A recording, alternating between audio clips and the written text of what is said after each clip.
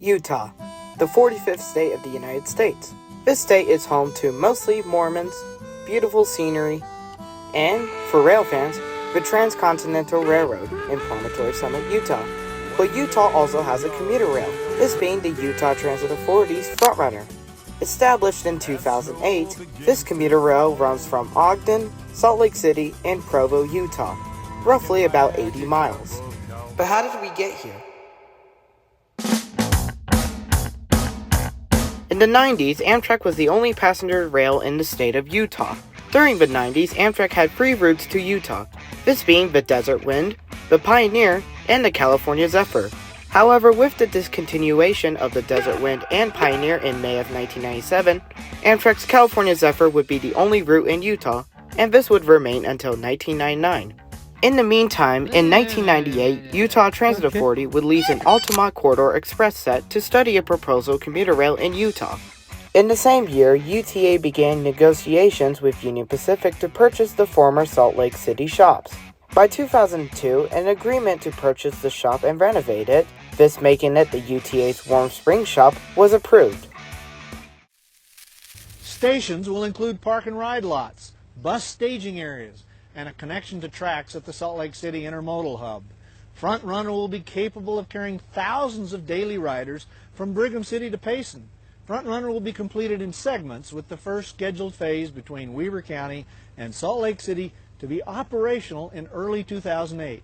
As population increases, the Wasatch Front will need more transportation solutions. UTA relieves congestion, giving the public a variety of transportation choices. Bus, tracks, and soon the new Front Runner. Utah, your train is coming! Work started on the initial section of the line from Salt Lake City to Ogden in 2005. 7 of the planned 8 stations opened to riders on April 26, 2008. This includes Ogden, Roy, Clearfield, Layton, Farmington, Woods Cross, and Salt Lake Central, with a connection to the tracks and California Zephyr. The 8th planned station, which was Pleasant View, didn't open till 2009 due to the tracks, which are owned by UP, not being suitable for passenger service. During this time in 2005, 6, and 7, I swear if one of y'all say the fucking number, UTA placed an order for 11 cab cars, numbered 101 to 111, and 11 MP36PH-3Cs, these numbered 1 to 11. To combat, UTA would also place an order for 10 bike-friendly Bombardier bi-level cars, numbered 201 to 211. UTA would also receive 45 gallery cars built in the 60s from Metra for free, not counting to move them from Illinois to Utah, for the project. But after some tests, they were deemed pretty much shit and were scrapped in 2008. To replace the galleries would be ex-NJT Comet cars built in the 70s and rebuilt in the 80s. All of the equipment would arrive between 2005 and 2008, with the gallery cars not entering service at all, the MP36 and Bombardier bi-levels in April 2008, and the Comets in August 2008. Hey, so I forgot to mention, between May of 2009 and March of 2011, UTA would lease out Comet cars 302, 305, 309, 310, 313, 315, 316, 317, 319, and 320. They were leased out to Metrolink in the LA area, and after being returned, they were never used again until retirement. So, yeah. Anyways, back to the main video. The cab cars would receive Nathan K2 air horns and Transtronic e-bells. Here's a few examples.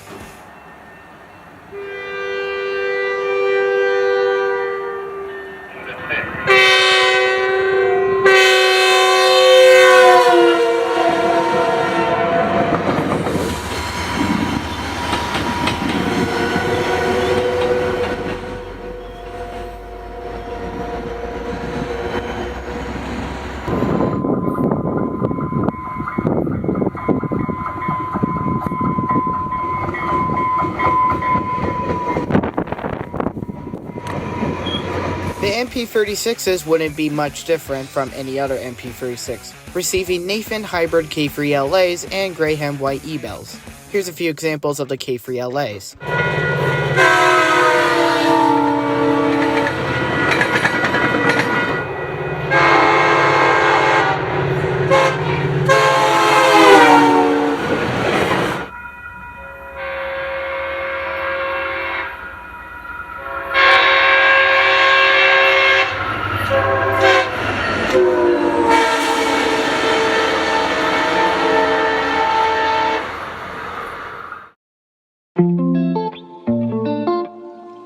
During the free demo, which was basically the first 2 days of frontrunner service, ridership was at 30,000 riders for those 2 days, and overall in 2008 had an average ridership per work week of roughly 5,800. In September 2008, Pleasant View Station would finally be open after nearly a 5-month delay, thank you Union Pacific, and was limited to 1 southbound train in the morning and 1 northbound train in the evening. This later on increasing to free southbound trips and free northbound trips in 2009. In the same year, ridership dropped to 5,300 per work week, but in 2010 it grew to 5,400 per work week and grew again in 2011 to 5,800 per work week. However, in the same year ridership grew, service to Pleasant View was suspended in September 2011. Jumping back to August 2008, Frontrunner would begin construction on Frontrunner South, which was a 44-mile expansion from Salt Lake Central Station to Provo, with the addition of 7 stations. This includes Murray, South Jordan, Draper, Lehigh, American Fork, bro who the fuck names a town American Fork, Orem, and Provo. After 4 years of construction, the corridor was opened on December 10, 2012. On the same day, Pleasant View Station was reopened, and expectations were way higher than originally thought, with ridership in 2012 going from 7,800 per work week to 14,700 in 2013, and shooting up to 16,800 in 2014. With Frontrunner expanding south, they needed more equipment. So UTA bought 9 more MP36PH-3Cs, numbering them 12 to 21, 9 Bombardier bi-level cab cars numbered 112 to 122, and 6 Bombardier bi-level bike-friendly coach cars, these being 212 to 218.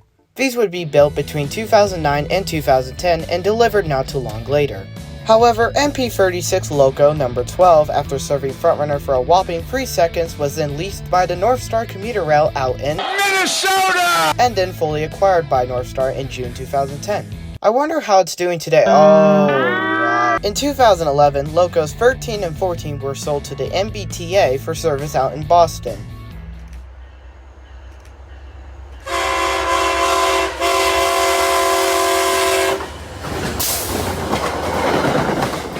And after that, UTA wouldn't buy or sell stuff for Frontrunner until 2013, when UTA acquired something for Frontrunner that was quite unexpected. In December 2013, UTA acquired a former Virginia Railway Express GP40, or RP39-2C. This was built in September 1967 as Louisville and Nashville GP40 3025, renumbered to Seaboard System 6822 and then renumbered to CSX 6821. It would then be rebuilt by Morton Knudsen to Virginia Railway Express V07 in August 1991. It then ran passenger trains in the Washington, D.C. area before being retired in 2011. It was then refurbished and sold to UTA in 2013, renumbered to 901 and given a bland white scheme with UTA logos on the front, sides, and the back. It was then given the nickname Snowflake. Penzi Fan 19 made a whole video talking about UTA 901, so go check that out if you like to. And for those curious, 901 would receive a K5LA and an EMD mechanical bell. Oh yeah.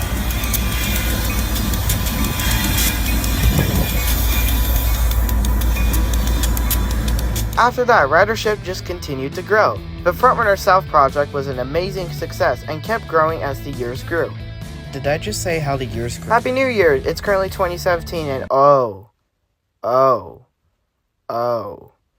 damn, that blew up. The last thing that would really happen in this chapter of the video was in January 2017 when a southbound Frontrunner with cab car 122 in the lead struck a FedEx truck in Layton, I think. I could be wrong. Thankfully, no one died, but it did result in the cab car being out of service for a couple years.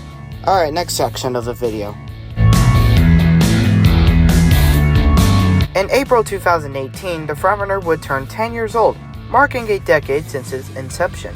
With that, had celebrations going on at Salt Lake Central and more.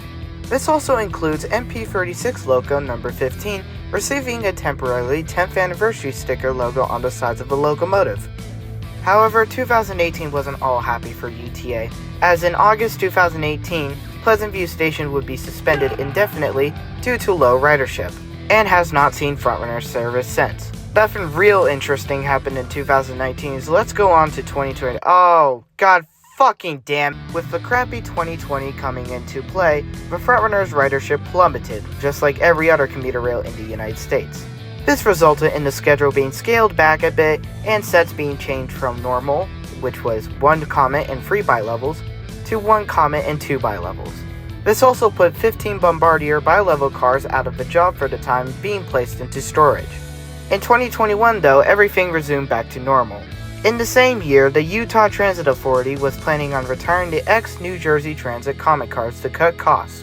In April 2022, all Comet cars were pulled off the roster and eventually all retired. However, 2 Comets, which are these ones, were temporarily pulled out of storage for the 2022 Warriors over the Wasatch Air and Space Show at Hill Air Force Base. I would end up seeing one of these trains with the Comet cars at Ogden Central. Little did I know this would be the final time these Comets would run on the Frontrunner.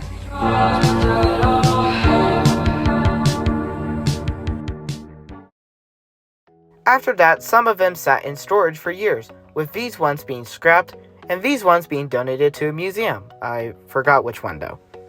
On a brighter note, in April 2023, Frontrunner would become 15 years old. With this, MP36 Loco number 6 would receive a 15th anniversary sticker patch, similar to MP36 15s. And unfortunately, 15 stickers were ripped off. In May of 2024, UTA, with the help of volunteers, did something not many commuter rail agencies go out of their way to do. The people at the Utah Transit Authority restored an ex-Western Pacific GP35 to operational condition with the help of volunteers and 800 hours of work. It would later then be delivered to the Utah State Railroad Museum in Ogden, Utah, where it still sits today. Not to do with anything related to Frontrunner, but still thought it would be cool to mention. However, in the same year, UTA auctioned off GP40-901 to the New Hope Railroad, as after the 2 plants it served shut down, it really didn't have a purpose anymore. In August 2024, it was shipped away via Union Pacific freight train. To close off this chapter, the final thing that would happen would be in December of 2025, when MP36 Loco number 6 lost its stickers. RIP. Hey yeah, so I'm back. I forgot to mention 3 things. First, the quiet zone, which yes, the entire Frontrunner system is a quiet zone, was suspended due to crossings not meeting the FRA requirements. Between late September 2024 and March 2025, Frontrunner trains and Union Pacific trains, as well as Utah Railway, were forced to blow their horns all the way on the Salt Lake sub and the Provo sub.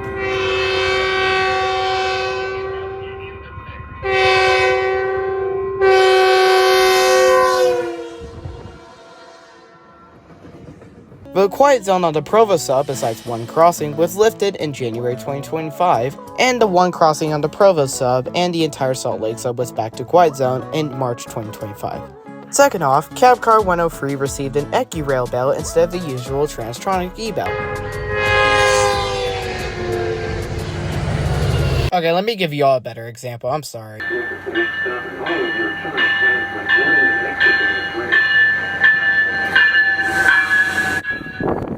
And funny enough, it was Snowflake's bell. I don't know when it got a new bell, so yeah.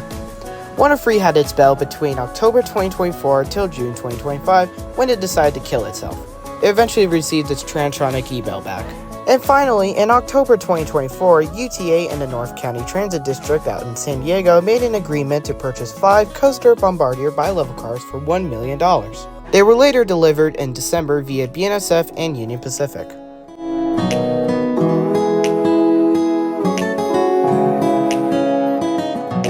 Alright, on to the next chapter of the video.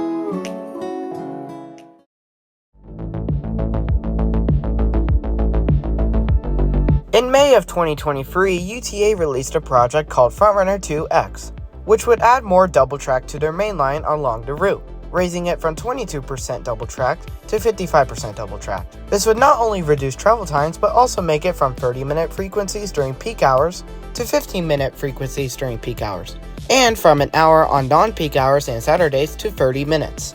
UTA has also proposed expanding service to Payson and Brigham City, with Pleasant View coming back if they expand to Brigham City. There's also been plans of bringing back service to the Rio Grande Depot in Salt Lake City and building the tracks underground. I'm sorry, but the Rio Grande plan is a piece of shit plan. Another station rerouting is also in the works. UTA and the city of Ogden have been planning to reroute the Frontrunner system to the Union Station Museum. There's also one last thing in the works, which is the proposal of having another rail line, this running from Tooele to Park City. However, that would require a ton of funding and will not likely happen in the near future.